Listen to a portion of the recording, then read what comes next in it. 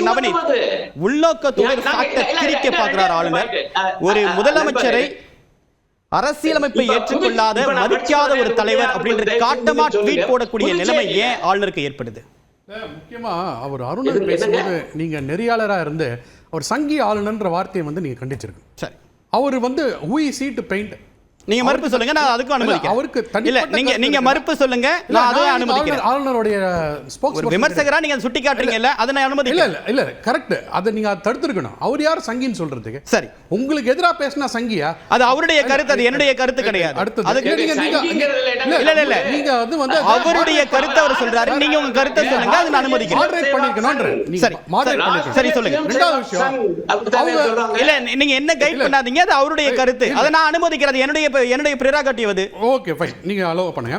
இந்த 2018 வரைக்கும் திரிபுரால தேசிய கீதமே இல்லாம இருந்தது. ஏன்னா அவங்க ஆட்சியில் இருந்தாங்க. ஸோ அப்போ அவங்களுக்கு அந்த வேல்யூ தெரியாது. 2018 அங்க ஒரு ஆட்சி மாற்றம் வந்த பிறகுதான் தேசிய கீதமே இத்தனை வருஷமா திரிபுரால இல்லாததை வந்திருக்கு. அங்க இருக்கக்கூடிய அவங்களும் கொஞ்சம் ஆட்சியில் இருக்காங்க, அவங்களும் எதிர்கட்சியா இருக்காங்க, அவங்களும் அதை ஏற்றிருக்காங்க. ஸோ அவங்களுடைய இதுவே அப்படிதான், டோன் மென்டாலிட்டி அப்படிதான். ஏன் இதை பாடணும்? நீங்க மறைச்சு வச்சிருந்தீங்க. 2018 வரைக்கும் நீங்க ஆண்ட திரிபுரால இவ்வளவு வருஷத்துல ஒரு தேசிய கீதம் கூட பாட முடியாம நீங்க தடுத்து வச்சிருந்தீங்க, வாயை பூட்டி வச்சிருந்தீங்க. அந்த மாதிரி ஒரு மாற்றம் தான். இதே ஆளுநர் பக்கத்து மாநிலம் தான் கேரளா, அங்க தேசிய கீதம் பாடப்படுது. ஹிஸ்டாரிக்கல் நீங்க அவங்கள பேசிட்டு டைம் கொடுக்குறீங்க. ஃபர்ஸ்ட் எனக்கு டைம் கொடுங்க. சொல்லுங்க சார், உங்களுக்கு டைம் தரேன், உங்களுக்கு டைம் தரேன். நீங்க பேசுங்க. இல்ல எனக்கு ஒரு டவுட் இருக்கு. திரிபுராவை மட்டும் சுற்றி காட்டுங்க. நீங்க ஏன் பேசல பென்சில் எழுதிருக்கீங்க? இல்ல நீங்க எழுதிட்டு கேளுங்க. நான் சொல்றேன், எனக்கு ஒரு டவுட் இருக்கு, அதுக்கு சேர்த்து சொல்லிடுங்க. திரிபுராவை மட்டும் நீங்க சுட்டி காட்டுங்க, கேரளாவையும் சுட்டி காட்டுங்கன்னு சொல்றேன். சரி, நான் எழுதி வச்சிட்டு எனக்கு கேளுங்கன்றேன். சரி, இதே ஆளுநர் ஆர்.என். ரவி அவர்கள் இதுக்கு முன்னாடி நாகாலாந்துல ஆளுநரா இருக்கும்போது 2021 தான் அங்கேயே தேசிய கீதம் பாடப்படுது. அதுக்கு முன்னாடி வைக்க நாகாலாந்துலேயும் கிடையாது. இப்போ நம்ம மெரிட் ஆஃப் த கேஸுக்கு போகிறோம். இப்போ எல்லாரும் சொல்கிறீங்க அவர் ஐஏஎஸ் ஆஃபீஸர்ஸாக இருக்கார்.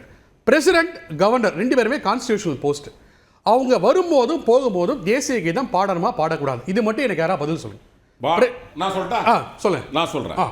as per the constitution, if there is a state function, right, அவங்க வரும்போது பாடணும், கவர்னர் வரும்போது பாடணும். ஓகே. ஆனா ஜனாதிபதி பார்லிமெண்ட்டுக்கு வரும்போதும் போகும்போதும் பாடணும்.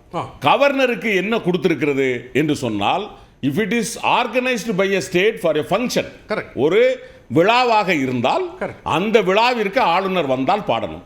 நான் கேட்கிறது சட்டமன்ற நடைமுறை விழாவா? சரி சரி, இதான் கேள்வி. இல்ல அவத்தர விளக்கம் கொடுத்திருக்காரு. அது கிடையாது. அது எப்படி விழா? இது